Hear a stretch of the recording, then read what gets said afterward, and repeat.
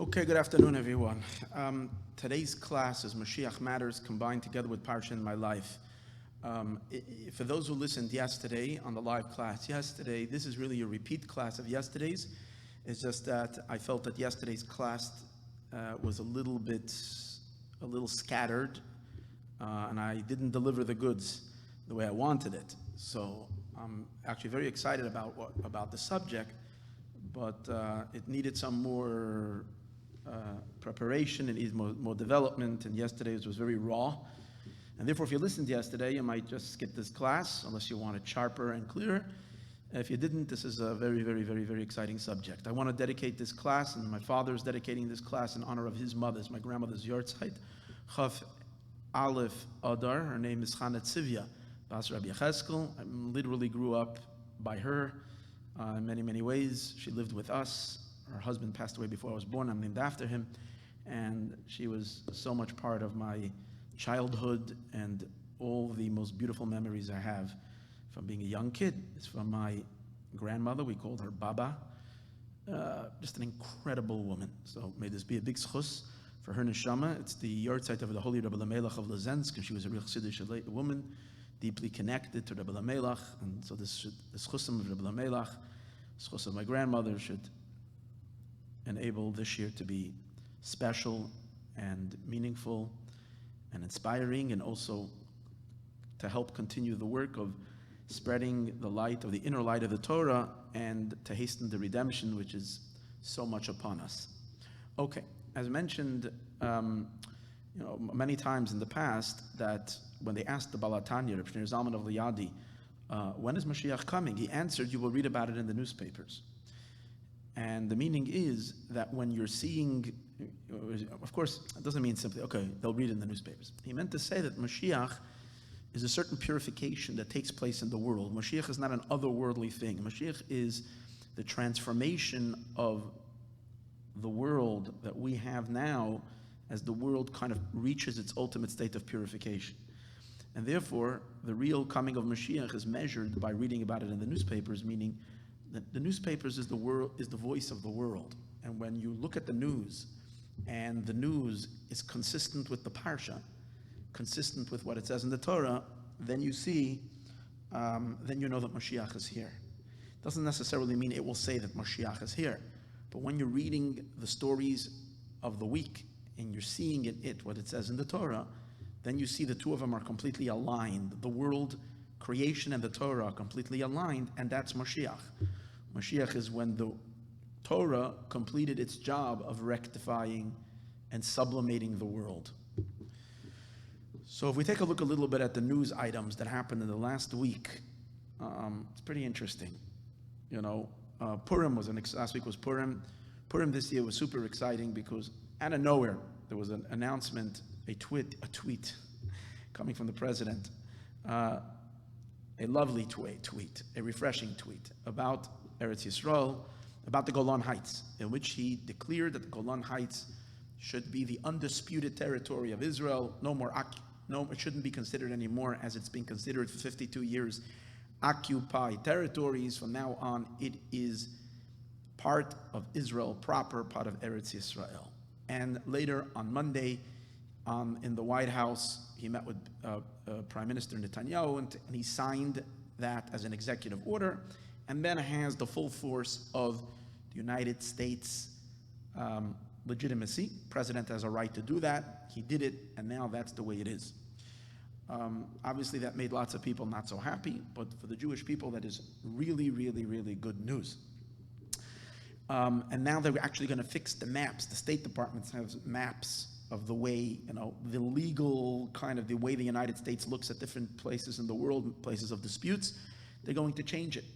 And again, this is after 52 years when this was not acknowledged. And now it was suddenly, without any warning, out of nowhere, came this Purim gift to the Jewish people. So that's one of the main things that was in the news. Another interesting item in the news you might have missed was on Friday, connected to it, there was declared again from Washington, I think it was again the President's office or the White House, that ISIS is officially destroyed, in the sense that They till now they held on in the beginning in 2014, 2015, they had conquered huge swaths of land in Syria and in Iraq, and claimed it to be a caliphate, to be their caliphate.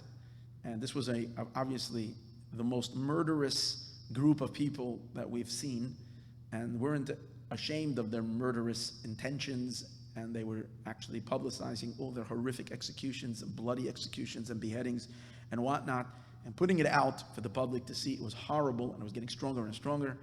And then slowly they became, their caliphate became diminished and diminished and diminished, until it was declared on Friday that their last stronghold that they were holding on to in a little town, little city somewhere in, I think, northern Syria, Caputo, is gone, and they don't have any more footage, boots on the ground, any more actual real estate. They haven't been eliminated as a terrorist group, but they don't have any more land that's theirs. Now, that's amazing, good news for all peace-loving people and all people who want a world full of laughter and peace and light, and not of bloody murder. The other, of course, interesting news that came out over the weekend was the Mueller report, in which the president has been investigated for 2 years, in which we were told again and again and again that there was clear and strong evidence of collusion with the Russians, which would delegitimize the entire Trump administration. That turned out, again, delivered on Friday on Shushan Purim. Again, the dates are very important, that all of this there's no evidence of collusion. The whole thing is not unfounded, and therefore the elections of 2016 is valid and legitimate, at least the way it stands now. Of course, there will be, and I don't know if there ever will be, those that will completely concede to this idea that say that there are those who so disliked, or disliked is not the right word, or hated with the worst kind of animosity this current president and this current administration. And their claim has always been that he stole the election, was unfair through illegal activities. It was revealed that all of that is unfounded, and obviously they did a very good Bedikas Chametz. Mueller, that was investigating, no one is going to argue that he was a friend of Donald Trump, of the president, and he did whatever he can to unearth and to uncover every possible lead to be able to find the obstruction of justice or the collusion, and so far he couldn't come up with anything substantial, neither regarding collusion, for sure not, and regarding obstruction of justice. He didn't have the evidence to claim that there was any of that. So that's some major news. So these are just a couple of the news items that happened over the week. And again, this is not a political show. That's not what I'm about, and that's not what this center is about, not what this class is about, to take sides in political aspects. But we are a Torah and the inner light of the Torah organization here, in which I'm trying to teach that which Chassidus, the light of Kabbalah, the inner teachings, the esoteric element of the Torah, reveals about the purpose and the direction of creation. And the question is, are we seeing certain things that are happening over here? Now, another very important item. We're now in the middle of news item. We're in the middle of the AIPAC conferences, or maybe we concluded it. I'm not exactly sure where we stand today, but this week they had this big yearly AIPAC convention in Washington. And the interesting thing is that AIPAC was always bipartisan. It was always attended by people on the right and people on the left. This is the first time, this is also another important news item. It's the first time in the history of AIPAC, the United States, that even though Democrats and people on the left did attend the AIPAC convention, and the head of the Democratic Party, in the Speaker of the House, Nancy Pelosi, even spoke over there. Chuck Schumer spoke, and so on. But the contenders for the 2020 election, the presidential contenders that are now already out there, I think there are 5 of them, or 6, or maybe more, but those that are serious, it's the first time that they did not make this a campaign stop. They did not come to the AIPAC convention, which is a huge red light. It's basically clearly saying that at least a very great majority of the Democratic Party has seemingly abandoned their support for Israel. Of course, the word is, as we're reading, is J Street came out with a declaration that it's Bibi Netanyahu's fault. His policies, which basically his policies to hold on to the land of Israel and not give it back. Or I shouldn't say the word back, not give an inch of land and even that he's not strong enough, but at least he's been holding pretty strong till now, not to recklessly give Arabs land in Eretz Yisrael.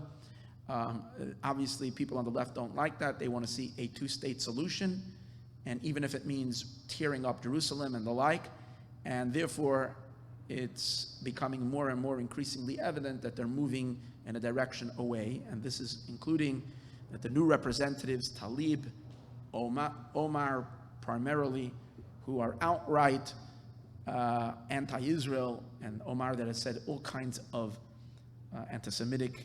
vulgar anti-Semitic statements, and we've seen recently that the left side has not stood up to this, which is something to be concerned about. And we definitely don't want an American public split. The one thing that Israel has always had was the unified support of the United States of America, coming from both parties. And now we're seeing that one party is only becoming stronger and stronger in support of the land of Israel or of Eretz Yisrael, and the other party is slowly, or maybe not even so slowly, dwindling and moving apart to the point where the party is moving so far left that Nancy Pelosi, a liberal from San Francisco, is considered today the moderate voice in the Democratic Party. So the question is, these are all the facts. I think facts. I don't think I'm adding any commentary, just plain simple facts of what is going on. And the question is, what does this mean? Is this saying something? Is there something deeper to what we're witnessing and what we're seeing? So I'd like to suggest that this is all in this week's parsha. It's very, very clear in this week's parsha, but it takes the study of Pnimius HaTorah to get a little bit deeper and to be able to realize what's happening. And this is actually good news in the sense that this is Mashiach news. This is indication, I should say, that we have literally arrived at the threshold of the redemption. And I'm of the opinion, it's not just my opinion, I've been saying this again and again, that we don't need any more signs. We should have had the complete redemption years ago. Only God knows why it didn't happen yet, fully revealed to our eyes. But this is an extra illustration or demonstration that we are literally, the Geula is unfolding in front of our eyes. So to take everything we spoke about together and unify all these things and see how they're all part of one idea, let's take a look. This week's parsha is Parsha Shmini, and Parsha Shmini, the Torah talks about the kosher and the non-kosher. And it lists, it says 2 signs for kosher animals. In order for an animal to be kosher, it needs to chew its cud, and it also needs to have split hooves. Mafres says parsa, which means split hooves, and malager, it has to chew its cud.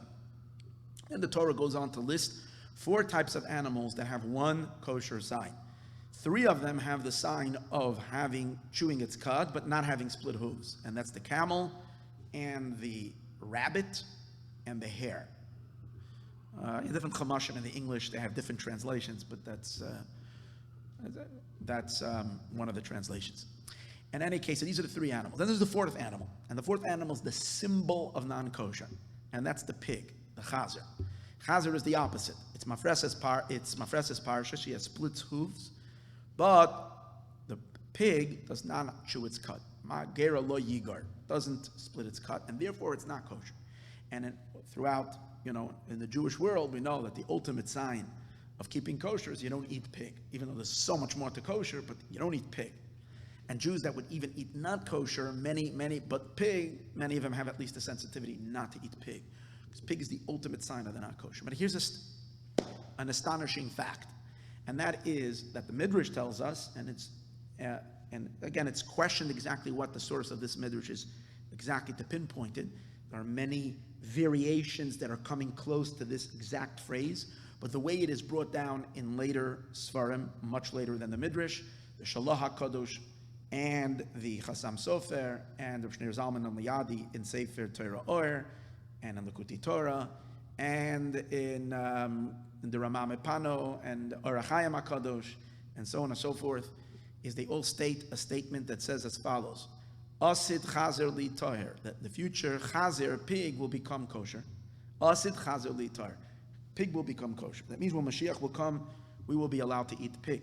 Now, obviously, the question is, how is that possible? If the Torah doesn't change, the laws of the Torah are forever. Zos HaTorah lo yisehei mocholefes. It's one of the 13 principles the Rambam, Maimonides, set as one of the Jewish fundamental belief systems in the Jewish people, that the Torah doesn't change. The laws of the Torah will never change even after the coming of Mashiach. So they explained, the Or HaChaim says this, and the Ramah Mepano says this, and the Chassam Sofer. Okay, so we have three solid, powerful sources. They say that the nature of the pig is going to change when Mashiach comes. In other words, the law won't change. Any animal that only has split hooves but doesn't chew its cud is not kosher, but that's the pig of today. When Mashiach will come, the pig will transform, and the nature of the pig is it will begin to chew its cud. So that's why we'll be allowed to eat the pig. Other commentators bring this idea, and they actually say, why is it called chazir? And they say, they're bringing in the name of the Medrash, that a phrase which says, Asr HaKadosh Baruch Hu lahachziroi liYisroel. Hashem is going to return it to Israel. Hashem is going to bring the pig back to the Jewish people. But what does that mean? So the Rekanti brings this, so does the Ritva in Kedushin, Daf Mem Tes. He brings this Agada. It says in Medrash that Asad HaKadosh Baruch Hu lahachziroi liYisroel. Why is it called Chazer? Because Hashem is going to return it to Israel.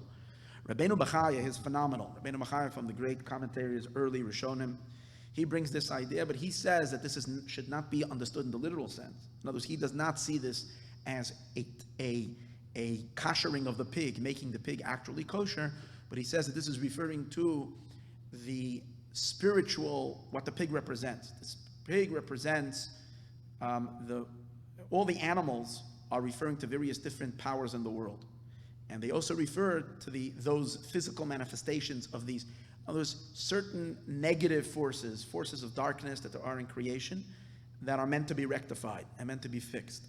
So, and which manifest have its physical representation in this world as various different peoples.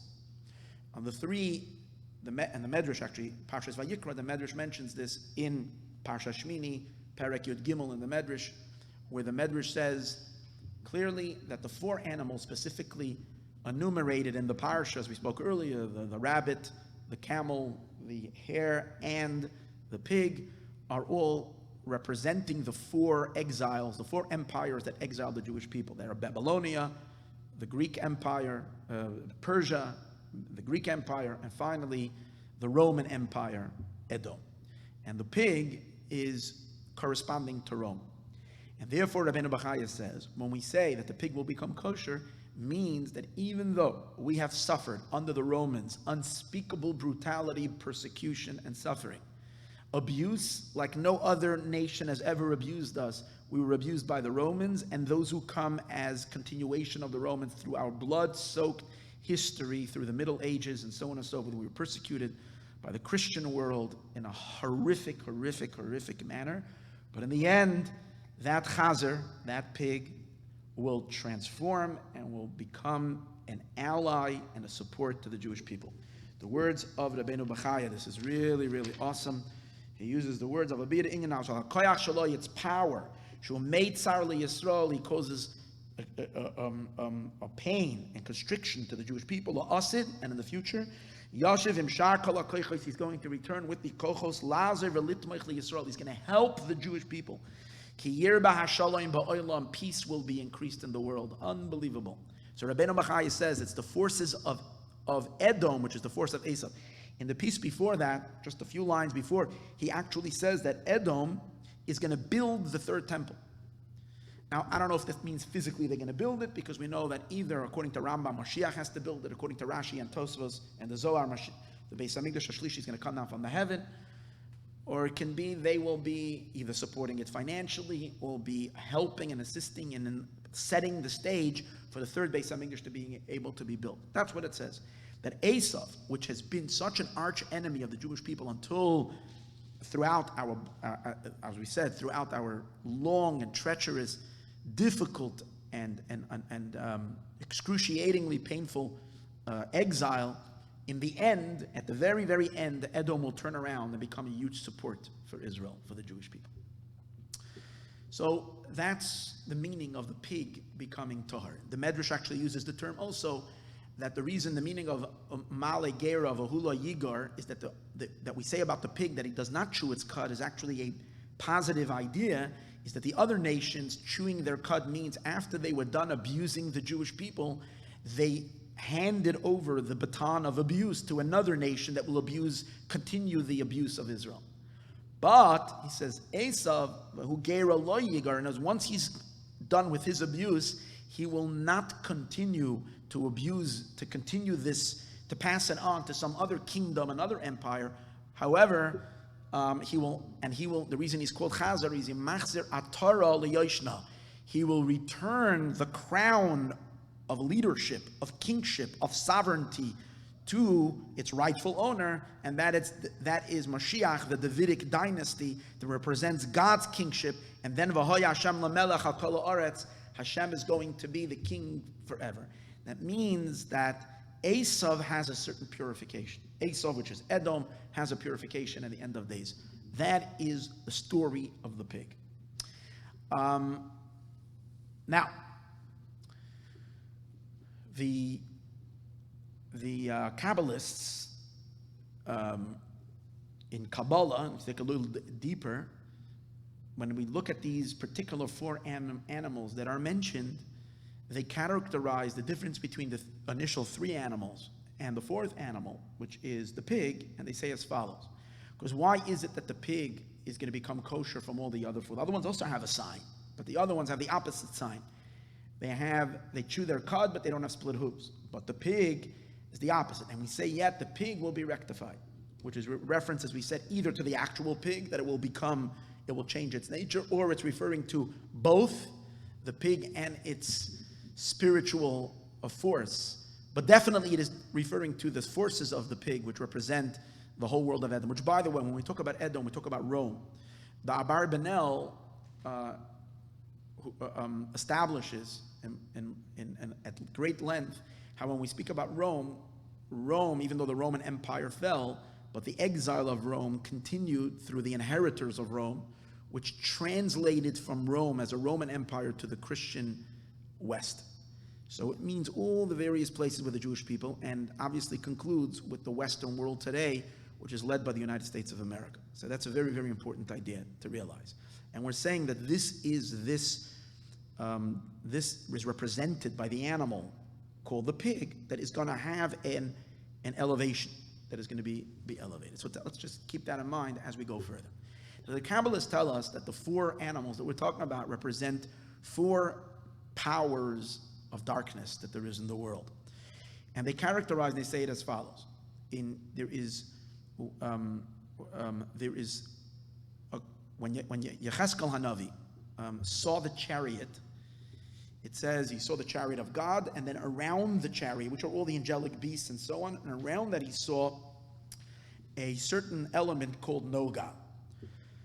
Noga means from the word glowing, but it is something that's blocking, that's to a certain degree acting as like a shell, as a cover for what he was seeing happening behind that shell.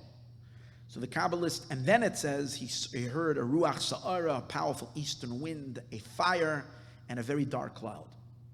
And they were seemingly surrounding this glowing light. So the Kabbalists explain, and based on Arizal, maybe many other sources of Kabbalah, that there are, in general, all the forces of the unholy are called klipa. The reason they're called klipa means shell, is because the word klipa actually expresses the best way what every element that's negative and unholy in this world, what it really is. We can't say that there's any other power other than God. And therefore, without the divine energy, without godly input, everything is meaningless. There's no life, there's no existence. So in every reality, there has to be a spark of the divine. We speak about divine sparks. So what's the concept of klipa? Of how can you have unholy things? Unholy things, the best way to characterize them is a klipa. A klipa is a shell. A shell means it's not up in front. It's not being honest with you what it is. If you're looking at a shell of a nut, for instance, let's say it's a completely closed nut, a pistachio that's totally closed, especially a walnut. It might not occur to you that you can crack it open and there's some kind of an edible fruit inside of it. And it definitely doesn't want to tell you that its whole, that its entire existence is to protect something inside of it. There's no hint to it. If you're looking at, let's say, a grape peel, well, the peel of the grape is translucent that allows you to see what's inside, but a real thick and opaque shell covers completely. So everything in this world that is evil and unholy is that it's concealing and obscuring God. That's why it's called shell. So by saying it's a shell, we're saying that there is something else there, but it's concealing and hiding it. Why and how God creates such an entity that basically is antithetical to the power that's creating it is not the discussion for today's class. But that's the reality, that everything in this world, either it's holy, is holiness. Holiness is whatever doesn't have a shell on it. Holiness is something that is explicitly godly, like an angel. If you encounter an angel and you have a 5-minute meeting, you will walk away very God conscious after you have that discussion with the angel, because the angel is a conveyor of truth, of the divine. He's a messenger of the divine. That's why angels are holy. The Jewish soul is holy. Why is the Jewish soul holy? Because we all have Jewish guilt. We all have a Jewish conscience. Our soul innately doesn't need to learn about God. It knows Hashem innately, our neshama. The fact that there can be a Jew that is in denial of God is because he or she are just not in touch with their soul. But the soul, in essence, is innately godly conscious and is devoted 1,000% with all of its heart and soul just for one purpose, to serve its creator. So the soul is holy. How about the entire material world? All of material existence, the entire physical reality. So the physical reality doesn't speak of God. When you have a meeting with a stone, or you walk down the street and you see a mountain or a hill or just the sidewalk, it's not reminding you of your creator. It's not when you look at it the first second and say, hey, God, how put you here? Oh, God is creating you and there's purpose to life and meaning. No, it's not that way. Quite on the contrary, it's making us forget. The material physical world seems to claim existence other than a creative force that's creating it. That's why it's a shell. It's blocking on God. Same as the tree, the same as a cat, the same is the sky, the same is... So basically, the entire physical world is part of klipa. Part of klipa. So really, it's the entire physical existence. Unless we work on making it holy, unless we use it for... Now, doesn't mean that anything physical is not holy. We could make it holy. For example, a Sefer Torah is physical, a Torah scroll. And where does a Torah scroll come from? It comes from a cow. Is a cow holy? No. A cow on its own has nothing to do with explicitly speaking of of Hashem and the purpose of creation. The cow is here to munch on grass, to mate, and to, just live its life for itself without anything higher in its consciousness and its expression. Oh, but when I take the cow and I turn it into a Torah, then the Torah is expressive of God. Oh, so then I made it holy. Now it's holy. I changed the dynamics of the cow and I turned it to something holy. So physicality could be holy, but in it of itself, before we touch it and before we transform it and before we develop it, it is unholy. The Kabbalists, however, say that there are two levels of that klipa, of those shells. There are shells that are translucent and there are shells that are opaque. Translucent means a little bit light passes through. And therefore, even though they might not be in a state of divine expression and godly expression, but they have potential. There is enough of goodness, of potential. The klipa, the shell that's on it, is not so dense and not so thick. And as a result of that, it's easy to penetrate that shell and expose the divine purpose and the godly spark that's in it and reveal holiness in it and make it holy. That's one kind of shell. That's called klipas noga. It's a glowing shell. That's why it's called glowing, because a little bit light passes through. If I use the example of a grape seed, when you're looking at a grape or a grape peel, you can very much see the fruit, even though there's a peel that's blocking, but you can still see. A grape maybe is too transparent, Let's take some other kind of a fruit that gives you more like let's say a tangerine, an orange peel. Even though it's a peel, but you get the idea that there's a fruit there. It's not so obscuring. It's not like the walnut. That's very, very, very obscuring. So then there is the three impure klippas. The three impure klippas. Now, when I say three, and they're represented by, as we spoke earlier, the anan, the thick cloud, the wind, and the fire, and they're all the three impure klippas. I want to just mention, it doesn't mean that one is lower than the other. They're all three in the same category, and that is that they obscure the divine completely. That means these are forces that are so evil and so dark and so anti-God that they obscure God completely. Now, do they have any now, obviously, they're spiritual forces, spiritual powers in the world that are the underlying drive of evil. There's forces of the snake, of the samach mem, of the sitra achra, of the other side. These are really, really, really dark entities. Yet, and do they have any manifestation in this world? So it says in Kabbalah and Tanya in the sixth and seventh chapter in the beginning of the book of Likutei Amarim, you can have a long discussion on this idea. And that are represented by all things that God in the Torah says are not kosher. All non-kosher animals. They all derive their energy. Obviously, everything is coming from Hashem, but it's passing through this thick screening process and filter of klipa, and it places that concealment on it, and that's why it becomes a dark entity. Something very, very dark. And therefore, we can't elevate it. So therefore, the God says, keep away from it. Since you can't direct it towards holiness, quite on the contrary, if you're going to get involved with this dark matter, it's going to darken your soul. It's going to make you as an neshama, as a holy Jew who has an innate consciousness of God, forget God. It's going to make you dismiss God. If you eat something non-kosher, you're very, very likely afterwards to forget about God for a week and live in a total godless state until maybe that non-kosher gets out of your system. And some of it obviously becomes part of a person's flesh and blood. That's why it's so terrible to eat non-kosher. But it's not only non-kosher food, it's every physical action that we do that the Torah doesn't approve of. The Torah says you're now allowed to do something. For instance, when a person is violating Shabbos, okay, if you're driving a car on Shabbos, which we're not allowed to do, at the moment that the person is doing that activity, that action, the person is now experiencing physical energy that's motorizing his hand, his feet, in the action of violation of Shabbos. That energy is coming from a very dark place, from the klipa of the three impure klipas. The person is not being energized now from the klipas noga part, from the elevatable shell. The person is now being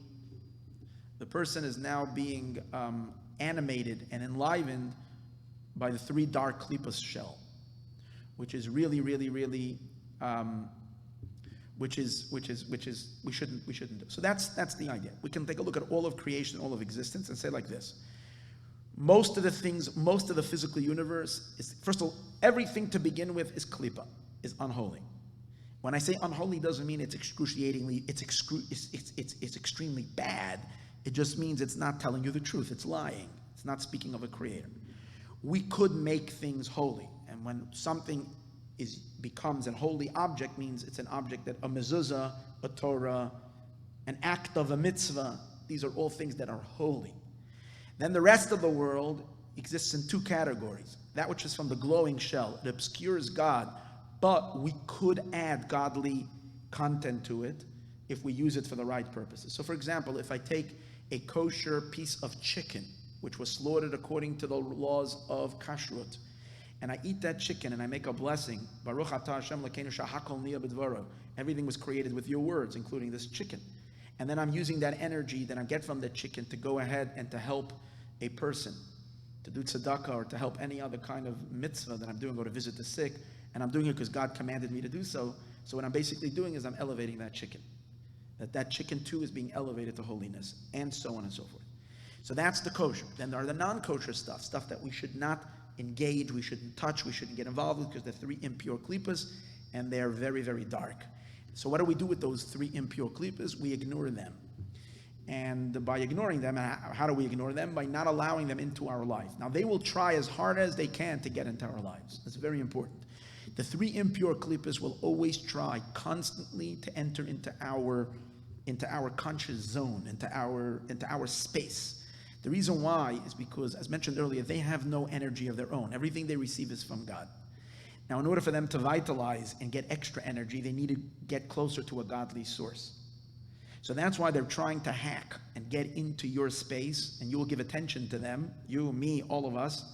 We're constantly, the constant seduction that we have from things that are not good, that is constantly entering. Today's days in the internet, it's constantly flying through our eyes. This, here, this, that. Wherever we're on the street, there's all kinds of stuff that are constantly suggesting.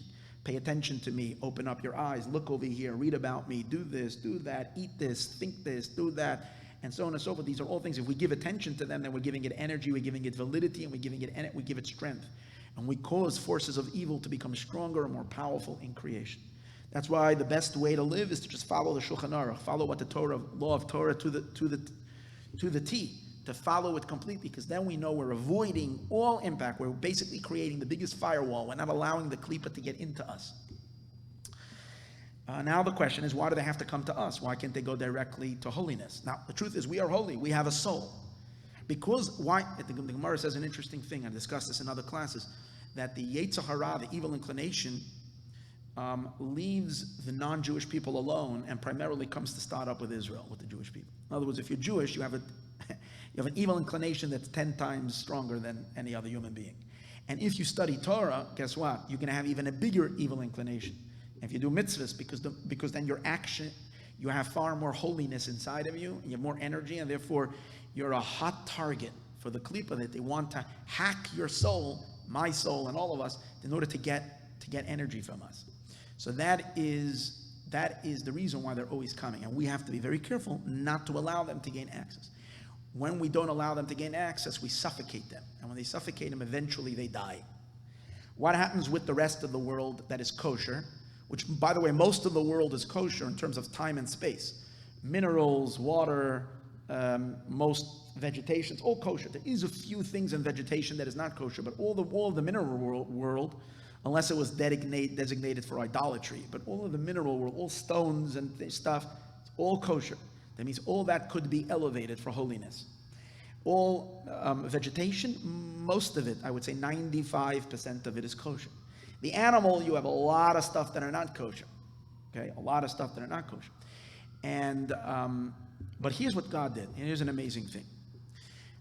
What's our purpose here? Why are we living in such a godless world? We're living in such a godless world, in a klipa world, because God had a dream, and Hashem had a desire. He wants to have a home in this world. What's Hashem's dream and have a home in this world? That we will take everything in this world and turn it into, instead of it being an object that's obscuring and blocking God, it should be an object that will reveal and convey Hashem. That is the purpose of creation.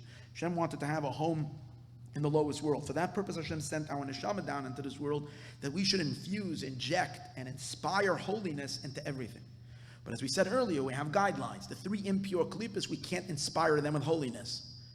We have to keep away from them. The things that are klipas noga, that we have to work on elevating. How do we elevate it? So the beginning is follows.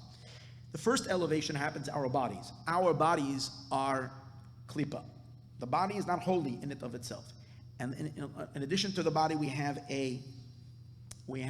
but our body is klipas noga. It's the klipa that is elevatable. In addition to that, we have a nefesh habahamis. We have an animal soul. That animal soul, which is not our higher consciousness, it's the motor of our body. All physical actions, thought, speech, and deed, especially action, physical deed, is motorized by this engine, spirit, that is the engine of the body. It is from the klipa element, from klipas noga. Okay? Now, when our neshama directs our body to do a mitzvah and to do holy, godly things, then we're taking the energy of the klipas noga, and we're elevating it to kedusha. So there's a certain space. And if you live 70, 80, 90, 120 years, and all of your actions are with holy intention, geared, emanating from your soul, not being inspired by the body, but being inspired by the soul. And then being inspired by the soul. Why am I hearing a ringing here? When they're being inspired by the soul, meaning coming from a holy place, and then And done with what? With our physical energies and physical body. So we sublimate that to holiness. But it's not just that. God made us in an interesting way. He made our bodies because that would only elevate our space. How much space is a Jew in this world? Just how many Jews are there? 14 million, 21 million? I'm not exactly sure, but it's not that many. How do we impact the entire universe? And the answer is God has made our bodies to be dependent for its very sustenance. In order for us to live, we need to integrate into our life and into our existence elements from the outside world. We need food, constant food. We need oxygen to breathe. We need food. And the food comes from what? The stuff that's out there, from vegetation, from animal. That's what we have to. So we have to intake. And when we take this in, we act as transformers, because we take all these things that are, before we got involved with them, not holy, we bring it into our bodies, use it for holiness, we elevate it. All right? Fine. But not only that, we also need shelter. So we use the materials of the mineral, stone, and so on and so forth. So we're elevating all these things. But it really goes much, much further than that. Because every time we take, because you'll say, okay, even if you have millions of Jews who lived in this world throughout the ages, so let's say we'll go from the beginning of time until today and say that there were 200 million Jews in all time. Still, compared to the entire universe, it's a tiny little minority, including all the food that we've eaten. And maybe that's why as Jews we like to eat so much. And so all the food and all the clothing, it's still, the majority of mankind, of humanity, is not directly involved with Judaism. So therefore, how is all that elevated? And the answer is an amazing thing. Tanya says, listen, this is so important for what we're talking about. Tanya says like this: each and every one of us has a section of the universe that belongs to our soul. I don't know how, you don't know how, mystically it's connected to our soul. It's wired up with your soul. How much of the universe is tied up with your soul? Well, he makes a calculation like that, as follows. He says the 600,000 root neshamot of Israel, which were the ones who went out of Egypt, those 600,000 neshamas, each one has a corresponding animal soul in this world that we said before is from the unclean realm, from that which is obscuring God, part of the klipa, animal soul, and a body. Okay, it has been designated by God for each of these 600,000 Jews 1/600,000th of the universe. Entire universe, talking about space and galaxies, and every single blade of grass, kernel of sand, everything, every animal, every creature, every fish in the ocean, every single cell in the entire universe is somehow plugged in, is divided into 600,000 sections, and every Jew has a 1/600,000th to repair. Now, but those were the 600,000 Jews who went out of Egypt. Now take each one of those souls and divide it into another 600,000. Me, you, all of us, anyone listening to this class that is Jewish, you have a 600,000th of a 600,000th of a portion of the universe. Somehow you impact it. How, what, where, and when, I don't have to know. I'm just giving you a little example. If you ate a bowl of cereal in the morning, let's say it was cornflakes. Those cornflakes came from Ralph's, and there are people who are working in Ralph's, and they're stacking the shelves. You're elevating them because they provided you with the cornflakes, and those cornflakes you made a bracha shahakol nimidvari, they become elevated. But they themselves ate food. The food that they ate, which is maybe is not kosher, you can't directly elevate it, but because it became part of their body, and they're supporting you with the cornflakes, so now that gets elevated. Now, the truck that brought the cornflakes to Ralph's has tires, and the tires has screws and bolts, and those were made in Indonesia or in, who knows where, in Thailand, very far remote from any Jewish experience. And those people have been eating whatever food they've been eating. And they worked in a factory, and all those people in that factory ate rice, and that rice grew in a farm who knows where. And all of that, all those people will become elevated. And the sunlight, which was involved, the rays of the sun, which was involved in producing the rice that these people ate that produced the bolts that became part of the Ralph's truck that brought the cornflakes to you. And in one time you eat the cornflakes with the right blessing and use the energy for the right thing, domino effect, all of that gets elevated. And that's how, and only God is the one who orchestrates all of this, and that's how we elevate the entire world. What do we elevate? All elements of klipas noga get elevated to holiness. The three impure klipos that are not elevatable, they get separated and separated and separated, and eventually they get concentrated into small groups of evil and darkness. And then the more separated they become from their source, the less life they have. And eventually, once the entire klipa noga gets elevated, they lose their life completely and they dissolve, they disintegrate.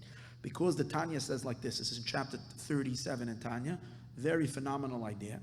He says like this, the three impure klipos, the three dark elements, they can't, as we said earlier, they need to receive from holiness. But they don't have direct access to holiness because they're totally antithetical to God. They fight God, so they can't receive directly. They have to receive from back channels. How do they receive from back channels? So what happens is like this, klipas noga, this klipa, this intermediate shell, is a mixture from good and bad, tov and ra. Now, because it has good in it, and has a lot of good, it has access to holiness. So the way it works is like this, and therefore it serves as a medium to pass the energy from the holy to that which is dark. It's a medium. So it would mean something like this. The way it works is as follows. Holiness gives life to the realm of holy. That's Hashem. Then from holiness, it passes on to to the klipa, to the shell, the glowing shell.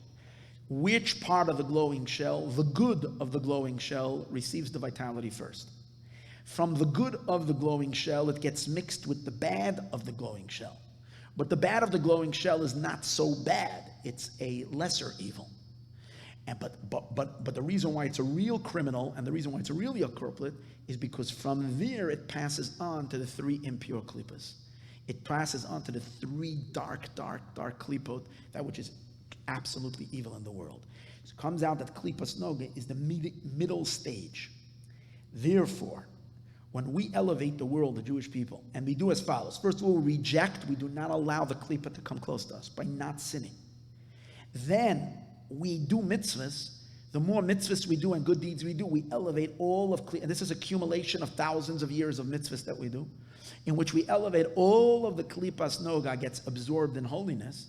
Once klipas noga, the good and the bad separate, and the good gets elevated in holiness, holiness cannot support that which is evil. So evil gets suffocated, its channel gets cut off, its funding gets blocked, and it has no access to receive vitality and energy from the holy, and then automatically it collapses on itself, it disintegrates, it dies, and death becomes disseminated, and decimated rather, and it's gone, and it rots, and it's destroyed.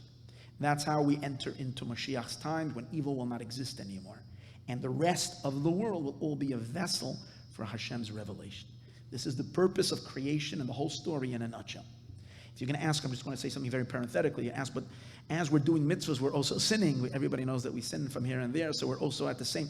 How are we making progress? The answer is mitzvahs that we've done never go away. They always, all the holiness we draw, we can never erase them.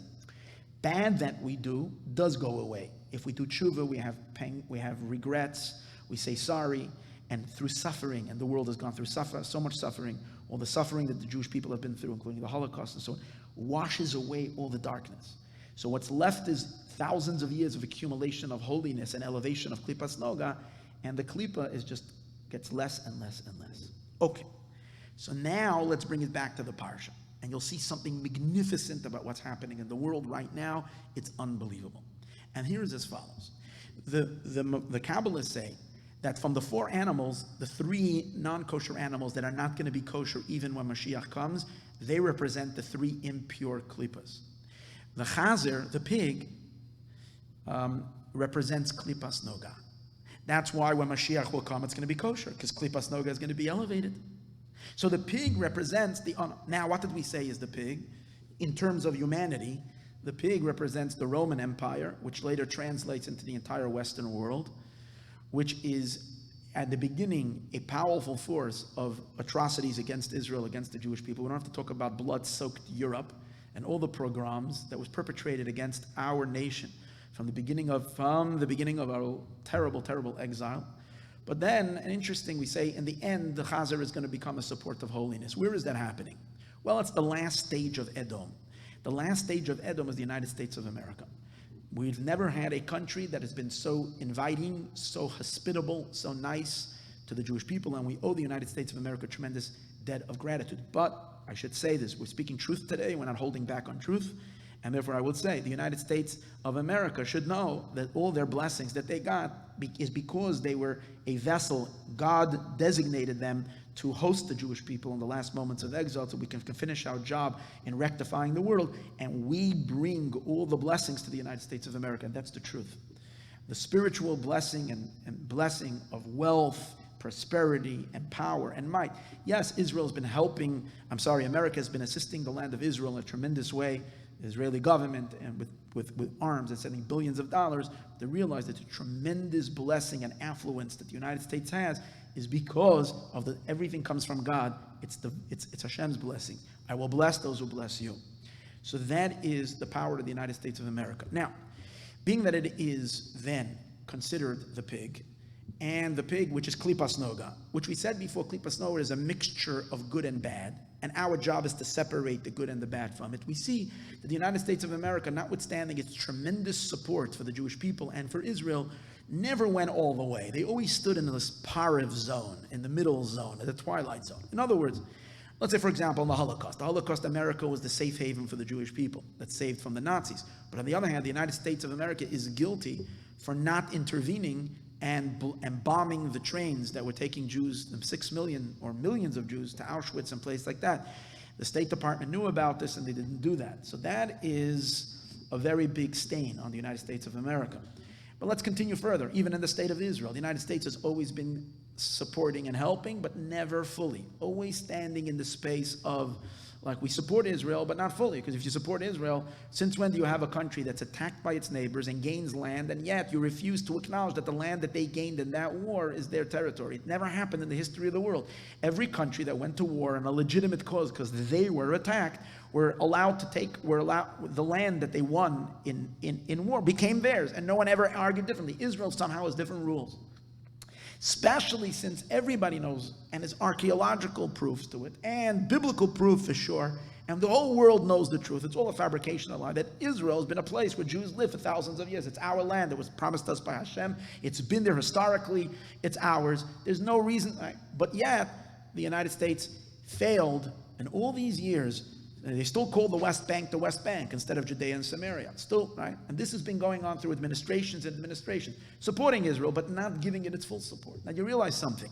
When a terrorist goes into a Sbarro restaurant and shoots up and kills, or bombs, explode, the suicidal bomb or whatever it is, and kills an entire family of Jewish children, a mother, like happened a few years ago, or in a bus, or all the other horrible atrocities, who is at fault? Who did it? Of course the terrorists did it. That's the three impure klipas. But you have to realize there's someone that's empowering it. There's someone that's giving it its strength. It's giving its ability. Who's behind it? What did we say earlier?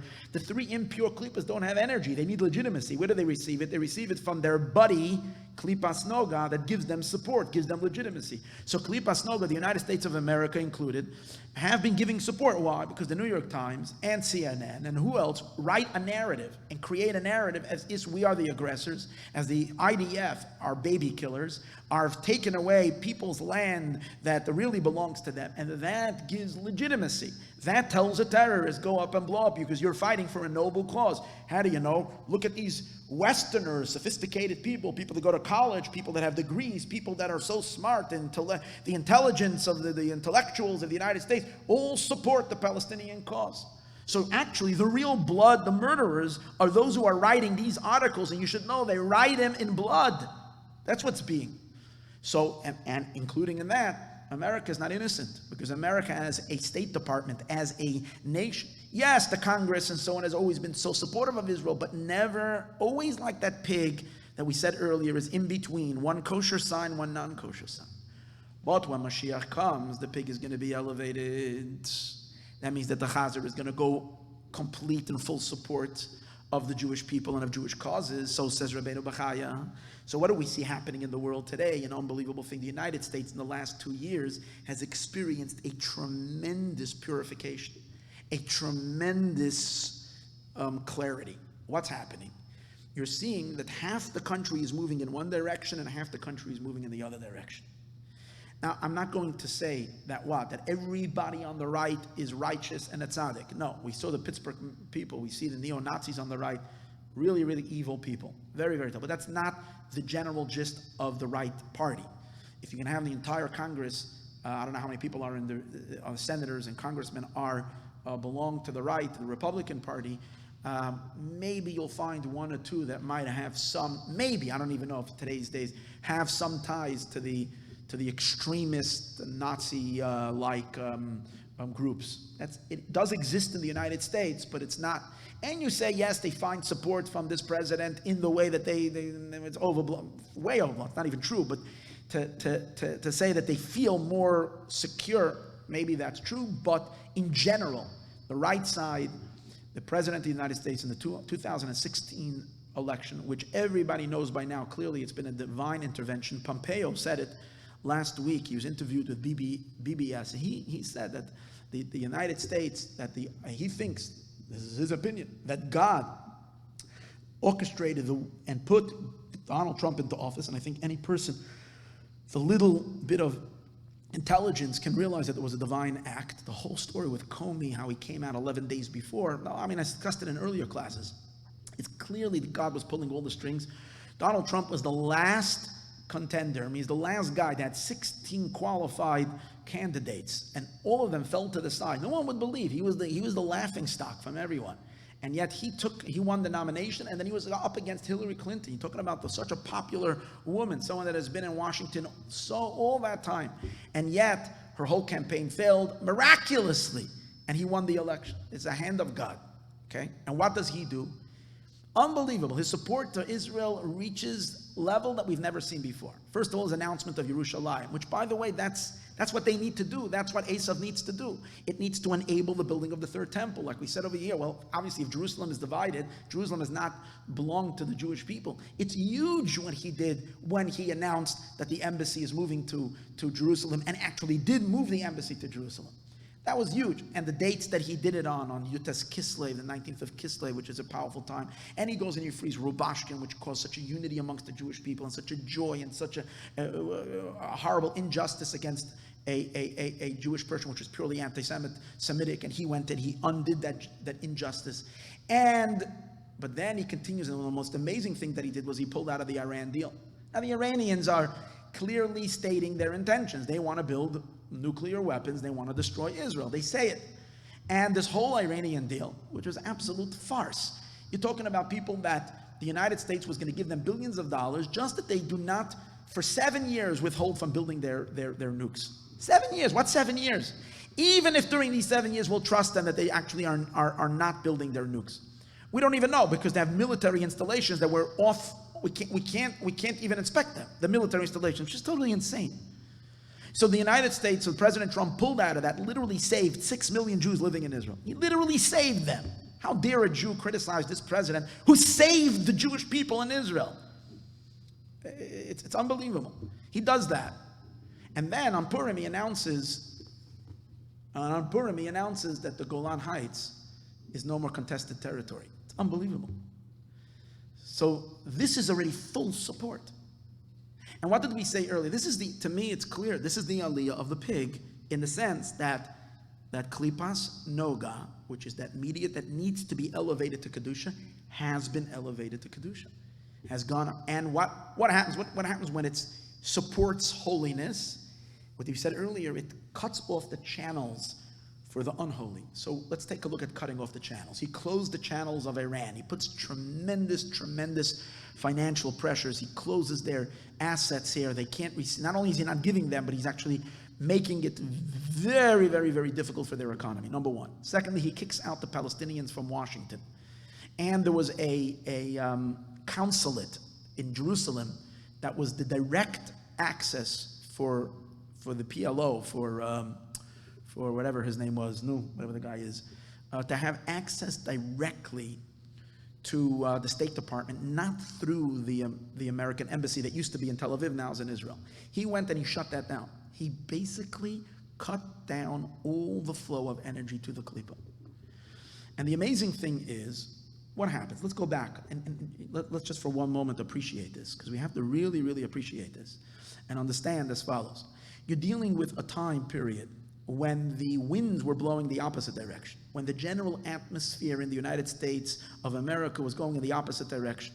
In the previous administration, the Obama administration, which would have been followed by Clinton, who we know was always a pretty strong supporter for the Palestinians. So the general attitude was, the United States moves more left than ever before. And let's just be very clear. This moving to the left in the United States is not only regarding Israel. It was regarding everything that is against Hashem, against holiness. First of all, they disliked with a passion religion. They fought as much as they can to the mentioning of God anywhere. The United States is a nation based on a belief in God. Okay, freedom of worship and freedom of but not a war against religion. So in the previous administration, and there was, I'm not saying necessarily Obama himself, but there was a tremendous move against the awareness and the faith and religion in the United States. Probably, to mention Obama. I'm not exactly sure, so I'm not gonna go there. In addition to that, you're talking about family values, a complete breakdown of the way God instituted the way family should be structured. A husband and a wife, a man and a woman get married and build a family. That's the fabric of civilization. And when you want to destroy that, you destroy the fabric of civilization. You're basically a war against God. That was the sins of Sodom and Gomorrah. That was the sin of the generation of the flood. That brought the worst calamities and destruction to the world. They're going so far that they want to completely erase the nature and the definitions of a man and a woman. That's how far they wanted to go. And they force you to have bathrooms that are both restrooms that are both men and women, it's gender neutral. I mean, it's so insane. It's so opposite. It's just destruction of the world and humanity and everything. And we take abortion along with that. Everything is just anti-Hashem. And you can understand why they have this craze to fight Israel, which doesn't make any sense. Everybody sees clearly that you want freedom, you want people to be able to live their lives, while the Muslims countries are throwing people off, throwing gays, stoning them, throwing them off buildings. So why in the world, and Israel is the only democracy in which, sadly, you can have a gay parade, and yet you go and you supporting these extreme ideologies against the one tolerant, peace-loving people that in many ways believe in so many things that you believe in. So it doesn't make any sense for them to fight Israel and to support the Arab cause, the Muslim cause. So you see, it's all spiritual. There's a power in the left that is fighting against God. It's an evil that's just there. And if you're fighting against God, you're fighting against God's manifestation in the world. And God's manifestation in the world is through Israel and through the Jewish people. So therefore, you become an enemy of Israel. And that's that whole war. And they're moving so far. Now, in this state where the United States was moving more and more to the left, and by the way, here's an interesting thing. Remember we said before that the Klippa has good and evil in it, and we have to separate the good and the evil. The previous administration was representing that which is the opposite of support of holiness. I say evil. It was supporting the opposite of holiness in this world.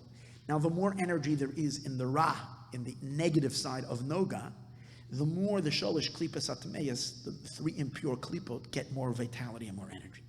So what happened during the Obama administration? ISIS, which everybody's going to agree is the epitome of evil. Okay, what they did with the Yazidi woman, what they did in general, they just savages, talking about just absolute disregard for anything human, any dignity, right? They're filming of their videos, what they showed. And they, at the time that Obama became president, they got a footage of land. I'm not going into the military strategic effects. I'm not getting into the facts on the ground that allow that to happen. I'm talking spiritually. When you have a nation like the United States that is leaning towards its left side, which is all these, I spoke earlier, all these ideas that are anti-God, then it feeds and it enables the Klippa to have a tremendous power in this world, the three dark Klippas. So ISIS, which I once mentioned, is, if you take the Hebrew gematria of the word ISIS, Samach and Samach is 60. 60 and 60 is 120, plus Yud, ISIS, is 10, is 130, plus 1, Aleph, makes it 131, the exact gematria of Samael, Samach Mem Aleph Lamed. So that's the amazing thing. Because of the administration that was going on, that's why they became so powerful. And they had, in Israel's backyard, they were creating this caliphate, this anti-Mashiach, anti-holy caliphate. As soon as Trump became president, and the Klippas Noga moved all the way to the right, because the ultimate decider is the governing power.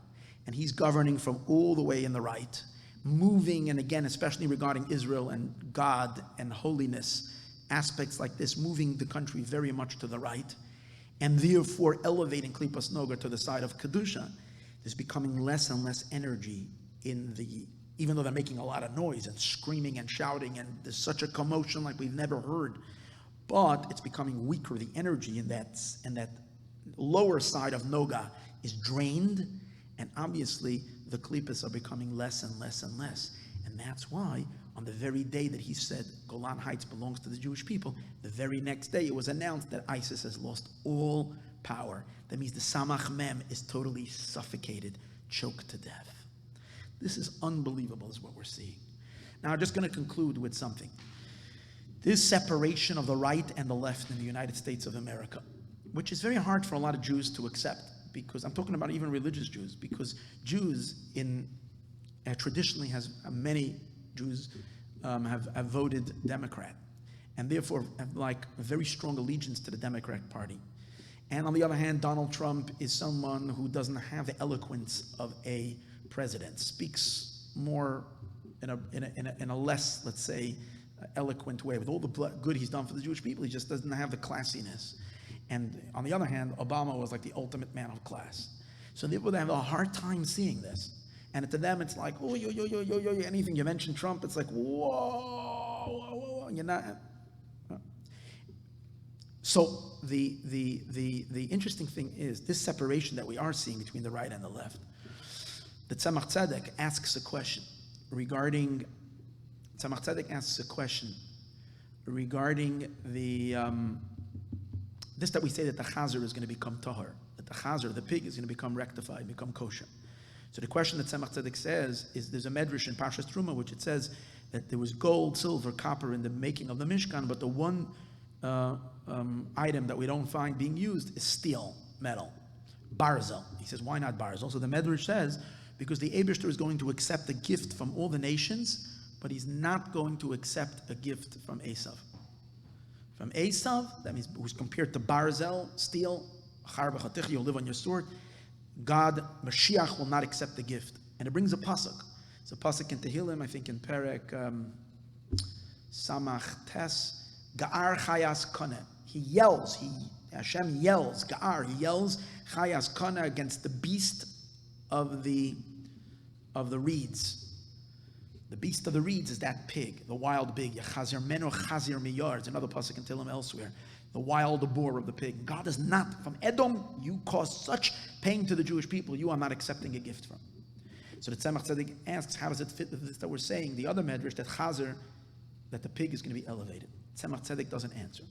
His great-great-grandson, the Lubavitcher Rebbe, in a note, in a footnote, and actually it's a footnote on a footnote, says a short little thing which is astonishing.